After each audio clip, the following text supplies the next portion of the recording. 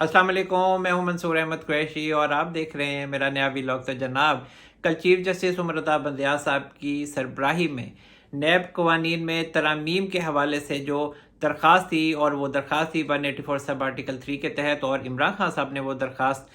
दायर की थी सुप्रीम कोर्ट में, और उसकी 47 समातें हो चुकी थी। और ये तवक्को जाहिर की जा रही थी कि चीफ जस्टिस उमर बंदयाल साहब 47 समातों के बाद, जो उन्होंने खुद कहा था कि फ़ैसला महफूज किया गया है और वो फ़ैसला सुनाएंगे, लेकिन फ़ैसला हैरान कुन तौर पर नहीं सुनाया गया।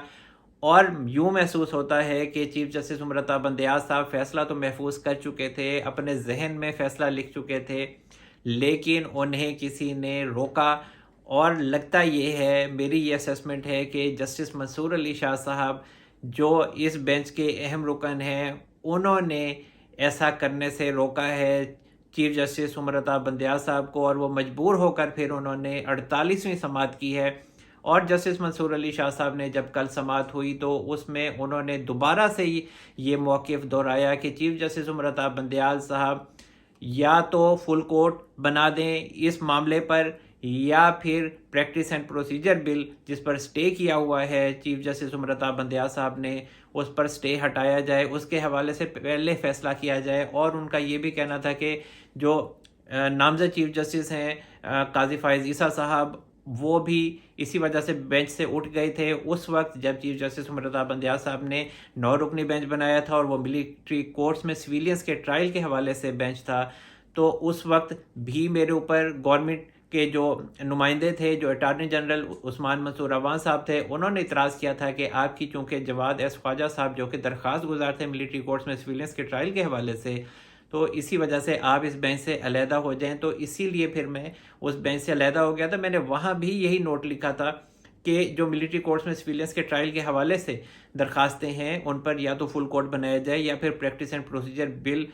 को पहले सुना जाए, उस पर फैसला किया जाए। अब यहाँ पर भी जस्टिस मंसूर अली शाह साहब ने जब कल समात हुई तो चीफ जस्टिस उमर बंदयाल साहब को उन्होंने एम्बेरस कर दिया, और चीफ जस्टिस उमर बंदयाल साहब ने फिर ये कहा कि ज़रूरी नहीं है कि हम जो ये केस है इसके हवाले से इसके मेरिट्स पे फैसला करें, हम ये भी फैसला कर सकते हैं कि दरख्वास्तें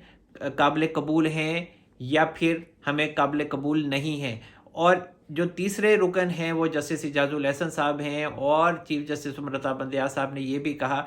जस्टिस मंसूर अली शाह साहब को ही सुनाया कि फ़ैसला जो है वो अक्सरियती होता है। तो मतलब तो यही है कि अगर बंदयाल साहब जहाँ जाएंगे तो वहीं जस्टिस इजाजुल एहसन साहब भी जाएंगे,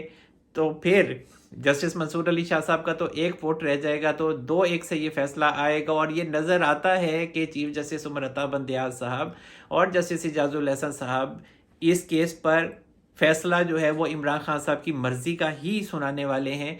और इस फैसले को अगर वो सुनाते भी हैं तो उसे कोई मानेगा नहीं। और मैं इस बात पर पहले भी बहुत ज़्यादा बात कर चुका हूँ कि ये चीफ जस्टिस उमर बंदयाल साहब खुसूसन वो तमाम फ़ैसले जो 184 सब आर्टिकल 3 के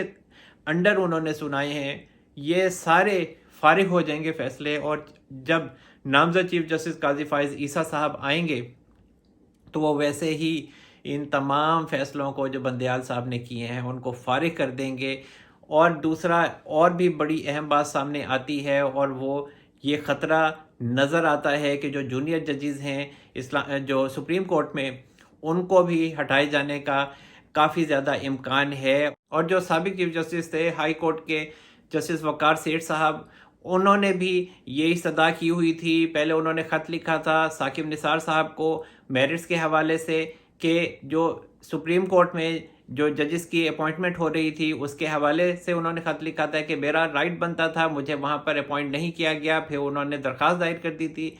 और वो दरख्वास्त अभी पेंडिंग है। और फिर वो जो अब मामला है वो दरख्वास्त खुल सकती है जस्टिस काजी फायज ईसा साहब की अदालत में। और फिर ये जो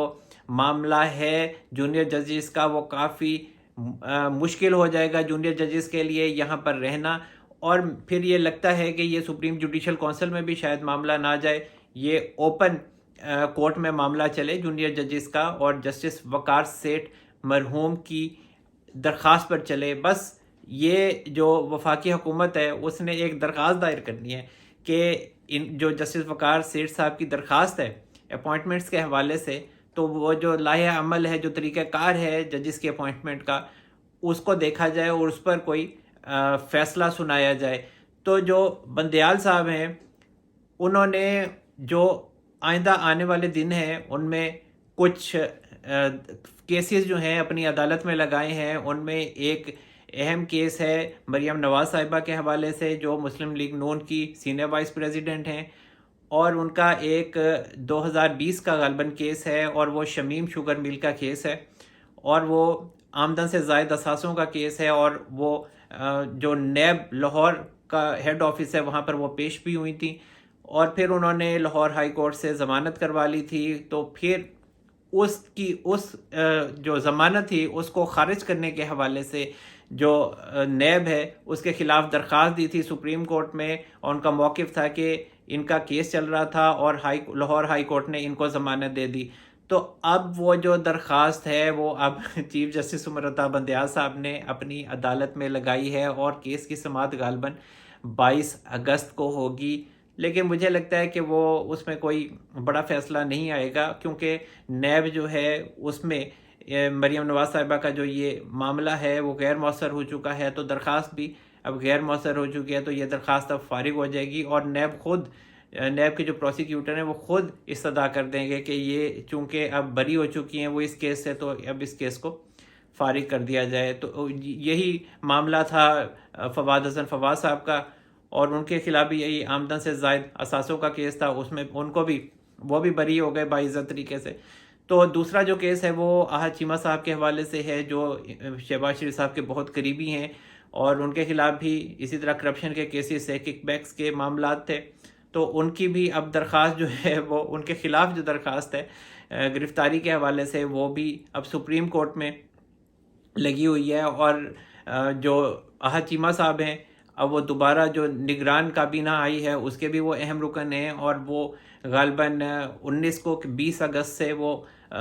26 اگست تک وہ باہر ہوں گے، آؤٹ آف کنٹری ہوں گے، اور انہوں نے عدالت سے اجازت بھی لے لی ہے اور وہ باہر جا رہے ہیں۔ تو میرا خیال ہے کہ یہ بھی سپریم کورٹ میں جو درخواست ہے یہ بھی فارغ ہونے والی ہے، غیر مؤثر ہونے والی ہے۔ اور اس کے علاوہ رانا ثناءاللہ صاحب کے خلاف درخواست تھی نیب میں، آمدن سے زائد اثاثوں کا معاملہ تھا، تو پھر اس میں بھی جو نیب کی درخواست تھی کہ انہیں کیوں ضمانت ملی ہے، تو اس ضمانت کے خلاف انہوں نے درخواست کی تھی، تو وہ سپریم کورٹ میں لگی ہے، تو وہ بھی بندیال صاحب اس کو بھی ختم کر دیں گے، ریلیف دیں گے۔ یہ میں نے آپ کو بتایا نا، یہ ڈبل گیم چل رہی ہے، لیکن جہاں معاملہ آئے گا نا عمران خان صاحب کا، تو وہاں ڈیفینیٹلی قانون جو ہے وہ حرکت میں آئے گا، جس طرح کا قانون عمران خان صاحب چاہتے ہیں۔ اور اس کے علاوہ عمران خان صاحب کے خلاف جو درخواست عمران خان صاحب کے حوالے سے ہے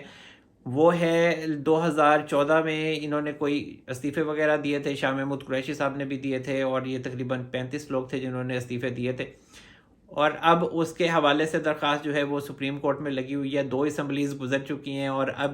سپریم کورٹ کو خیال آیا ہے، اور چیف جسٹس عمر اتاب بندیال صاحب جاتے جاتے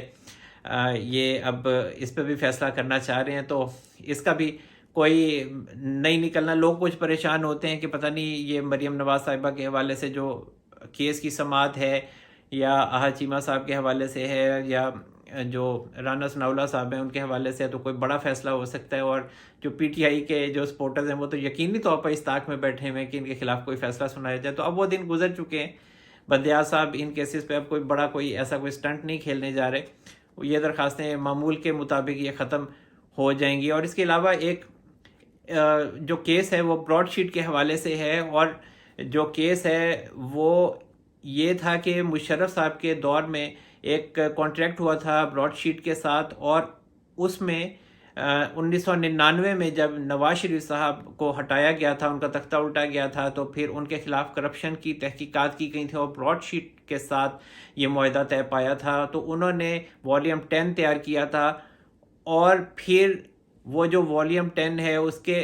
تیار کرنے کے بعد حکومت پاکستان سے ان کا پھڈا ہوا، حکومت پاکستان ان کو پیسے نہیں دیتی تھی، اور پھر وہی والیوم 10 میاں نواز شریف صاحب کے خلاف کیسز میں بھی لگایا گیا، اٹیچ کیا گیا، اور اس کے بعد پھر میاں نواز شریف صاحب کو سزائیں سنائی گئی تھی۔ تو اب وہ جو براڈ شیٹ کا معاملہ ہے اس کے حوالے سے جو کیس تھا وہ اب سپریم کورٹ میں چیف جسٹس عمر الطاف بندیال صاحب کے سامنے لگا ہوا ہے، تو وہ بھی غیر مؤثر ہو جائے گا، اس میں بھی کوئی مزید کوئی کاروائی نہیں ہوگی، کیونکہ جو براڈ شیٹ ہے اس کا حکومت کے ساتھ پہلے ہی معاملہ طے ہو گیا تھا اور پیسے وغیرہ ان کو مل گئے تھے۔ تو انہوں نے جو براڈ شیٹ نے کیس کیا تھا یو کے میں، تو ان کو وہ پھر ثبوت کے لیے انہوں نے اٹیچ کرنا تھا والیوم 10 کو، تو اس لیے انہوں نے اس کو مانگا تھا۔ اور اس کے علاوہ جو شاہ محمود قریشی صاحب ہیں، انہوں نے کچھ سفیروں سے ملاقات کی ہے جو باہر کے کچھ کرتا دھرتا ہیں، اور اس کے علاوہ جو ہائی کمشنر ہیں آسٹریلیا کے، ان کے گھر ان کی یہ ساری ملاقات ہوئی ہے، اور شاہ محمود قریشی صاحب اس میں شامل تھے، اس کے علاوہ بیرسٹر علی ظفر تھے، اور اس کے علاوہ رؤف حسن صاحب تھے۔ اور رؤف حسن صاحب کا میں نے آپ کو پہلے ہی بتایا تھا کہ وہ فواد حسن فواز صاحب کے بھائی ہیں، اور پی ٹی آئی کی کور کمیٹی کے اہم رکن بھی ہیں، اور اہم رکن تب بنے تھے جب عمران خان صاحب ابھی جیل سے باہر تھے۔ اور جو شاہ محمود قریشی صاحب ہیں وہ تو بالکل ہی مکر گئے ہیں کہ ہماری کوئی ملاقات نہیں ہوئی، حالانکہ ان کی آسٹریلیا کے جو ہائی کمشنر ہیں ان کے گھر پر ملاقات ہوئی ہے، اور علی ظفر صاحب نے اس بات کی تصدیق کی ہے، اور انہوں نے کہا ہے کہ عمران خان صاحب کے ساتھ غیر انسانی سلوک ہو رہا ہے، عمران خان صاحب کو جیل میں قید کیا ہوا ہے، انہیں سی کلاس دی جا رہی ہے، اوپن واش روم ہے، پھر وہی باتیں، وہی رام کہانی۔ اور اس کے علاوہ آپ باہر جا کر یہ جو کانگریس کے ممبرز ہیں اور دیگر جو شخصیات ہیں ان سے کہیں کہ آپ پاکستانی گورنمنٹ کے اوپر دباؤ ڈالیں، انہیں پریشرائز کریں کہ وہ عمران خان صاحب کو چھوڑ دیں۔ لیکن یہ ساری باتیں کرنے کے باوجود بھی میرا نہیں خیال کہ عمران خان صاحب کو کوئی بچت ہوگی اور عمران خان صاحب کا کوئی معاملہ سیدھا ہونے والا ہے۔ اور اس کے علاوہ عمران خان صاحب کے حوالے سے ایک اہم خبر کہ عمران خان صاحب نے جو سائفر چوری کیا تھا، چوری کی عادت ان کو پہلے سے ہے، کبھی گھڑی چوری کرتے ہیں، کبھی کفلنگس چوری کر لیتے ہیں، کبھی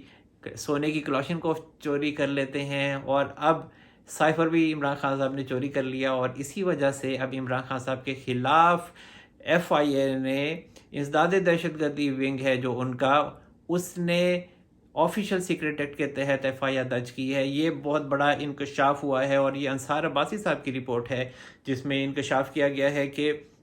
عمران خان صاحب کے خلاف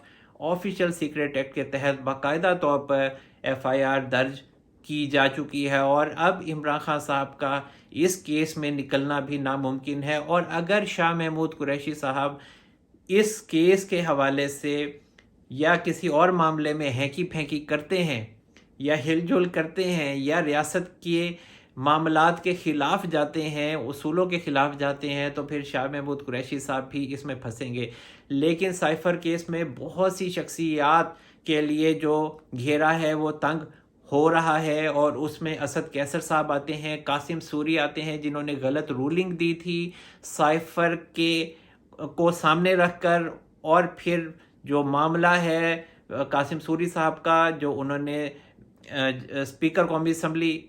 کی سیٹ پر بیٹھ کر ڈپٹی اسپیکر کی حیثیت سے جو رولنگ دی اور سپریم کورٹ میں وہ چیلنج ہوئی، اور پھر جو چیف جسٹس عمر الطاف بندیال صاحب ہیں انہوں نے اسپیکر کی رولنگ کو کالعدم قرار دیا اور اس قومی اسمبلی بحال کر دی تھی، تو کیا عزت رہ گئی تھی۔ لیکن ان کو عزت وغیرہ راس آتی نہیں ہے، ان کی ذہنیت ایسی ہی ہے، یہ جو عمران خان صاحب کے ساتھی ہیں یا عمران خان صاحب ہیں۔ تو ان تمام شخصیات کا سائفر کے معاملے سے نکلنا بہت مشکل ہے، اور اعظم خان صاحب تو پہلے ہی گواہی دے چکے ہیں عمران خان صاحب کے خلاف، اور وہ کہہ چکے ہیں کہ یہ جو سارا معاملہ تھا یہ عمران خان صاحب نے کروایا، میں تو ایک سرکاری ملازم تھا، سرکار کا ملازم تھا، تو میں نے اسی وجہ سے جو مجھے کہا گیا میں نے اسی پر عمل کیا، تو پھر میں کیسے قصوروار ہو سکتا ہوں؟ میں عمران خان صاحب کا پرنسپل سیکرٹری تھا۔ تو پھر جو اعظم خان صاحب ہیں وہ تو مجھے نہیں لگتا کہ اس نرگے میں آئیں گے، لیکن عمران خان صاحب کا اس معاملے میں بچنا بہت زیادہ مشکل ہے۔ اور اس کے علاوہ حسان نیازی صاحب کے حوالے سے اہم خبر ہے کہ حسان نیازی صاحب کو 9 مئی کے واقعات کے حوالے سے اور جو لاہور میں کور کمانڈر ہاؤس کے گھر پر حملے کے کیس میں مرکزی ملزم کی حیثیت سے انہیں اب فوج کے حوالے کر دیا گیا ہے، اور ان کے حوالے سے اب کیس ملٹری کورٹ میں چلے گا، ان کا جو ٹرائل ہے وہ ملٹری کورٹ میں ہوگا۔ اور کل جو سماعت ہوئی لاہور ہائی کورٹ میں، اور ان کے والد صاحب حفیظ اللہ نیازی صاحب وہاں موجود تھے، اور ان کے وکیل نے کہا لاہور ہائی کورٹ کو کہ جی ہمارے جو صاحبزادے ہیں حسان خان نیازی صاحب، ہمارے جو موکل ہیں، ان سے ہمیں ملنے کی اجازت دی جائے، جس پہ جو سرکاری وکیل تھے جج صاحب نے ان سے پوچھا تو ان کا یہ کہنا تھا کہ جی میں پوچھ کے بتاؤں گا، اور جو جج تھے لاہور ہائی کورٹ کے، ان کا یہ کہنا تھا کہ سپریم کورٹ میں اس کی سماعت ہوئی تھی تو وہاں پہ بھی یہ یقین دہانی کروائی گئی تھی کہ جو 102 لوگ ہیں ان سے ملاقات کی اجازت ہوگی، جو ملٹری کورٹ میں ٹرائل کے حوالے سے ابھی ٹرائل کا انتظار کر رہے ہیں۔ تو چیف جسٹس عمر رضا بندیال صاحب نے اس وقت اٹارنی جنرل عثمان منصور عوان صاحب سے یہ یقین دہانی مانگی تھی، اور انہوں نے یقین دہانی کروائی تھی کہ جتنے بھی لوگ ابھی ملٹری کورٹ کے ٹرائل کا انتظار کر رہے ہیں تو انہیں عزیز و اقارب سے ملاقات کی اجازت ہوگی۔ تو اب جو سرکاری وکیل ہیں ان کا بھی یہی کہنا تھا کہ جو حسان خان نیازی صاحب ہیں، بہت زیادہ امکانات ہیں کہ حفیظ اللہ نیازی صاحب کی حسان خان نیازی صاحب سے ملاقات کروائی جائے گی۔ لیکن دوسری طرف جو لاہور ہائی کورٹ کے جج تھے، انہوں نے ایک دن پہلے سرکاری وکیل کو یہ حکم دیا تھا کہ حسان خان نیازی صاحب کے حوالے سے خبر دیں اور کہ وہ کہاں پر ہیں، اور انہیں عدالت میں باقاعدہ طور پر پیش کیا جائے۔ اور جب پیش کرنے کا وقت آیا تو پھر سرکاری وکیل نے کہا کہ جی حسان خان نیازی صاحب خیریت سے ہیں اور وہ فوج کے حوالے کیے جا چکے ہیں، اور ان کا ٹرائل جو ہے وہ شروع ہونا ہے ملٹری کورٹ میں، اور وہ مرکزی ملزم ہے۔ تو بس پھر جج صاحب کیا کہتے ہیں، جج صاحب نے حسان خان نیازی صاحب کے والد صاحب کو یہی کہا کہ جی آپ نے سن لیا ہے کہ وہ کہہ رہے ہیں کہ وہ فوج کے حوالے کر دیا، اب میں آپ کے لیے اور کیا کہہ سکتا ہوں۔ تو بس پھر وہ جو وکیل تھے حسان خان نیازی صاحب کے، ان کا یہی کہنا تھا کہ دیکھیں آپ کے حکم کو انہوں نے پامال کیا ہے، اور آپ نے کہا تھا کہ برآمدگی کریں اور ہم میری عدالت میں پیش کریں۔ تو اب جج صاحب بیچارے کیا کہتے ہیں، اب کیا کہہ سکتے تھے فوج کے سامنے کہ فوج نے انہیں گرفتار کر لیا ہے۔ تو دوسری طرف جو پرویز الہی صاحب ہیں، ان کے حوالے سے بھی جو سماعت ہے وہ غالباً 22 اگست کو ہونی ہے، اور وہ ان کی ضمانت کے حوالے سے ان کی اہلیہ نے وہ درخواست دائر کی ہے، اور جو سماعت ہے وہ غالباً جو بینچ بنا ہے وہ جسٹس اعجاز الاحسن صاحب ہیں اس میں، اور جسٹس جمال خان مندوخیل ہیں، اور اس کے علاوہ جو تیسرے جج ہیں وہ جسٹس شاہد وحید صاحب ہیں۔ تو میرا یہ خیال ہے کہ ان کی جو ضمانت کے حوالے سے درخواست ہے وہ ایکسیپٹ ہو سکتی ہے، لیکن ابھی تو چودھری پرویز الہی صاحب جو ہیں وہ نیب کیسز میں گرفتار ہیں، تو ابھی یہ دیکھنا ہوگا کہ چودھری پرویز الہی صاحب کی ضمانت اس کیس میں ہوتی ہے یا نہیں ہوتی۔ لیکن جو دو ججز ہیں، جسٹس اعجاز الاحسن صاحب اور جسٹس شاہد وحید صاحب، وہ چودھری پرویز الہی صاحب کے حق میں فیصلہ کر سکتے ہیں۔ تو جناب اب تک کے لیے اتنا ہی۔ اللہ تعالی ہم سب پر اپنا رحم و کرم فرمائے۔ منصور احمد قریشی کو اجازت دیجیے، اپنا بہت سارا خیال رکھیے گا۔ اللہ حافظ۔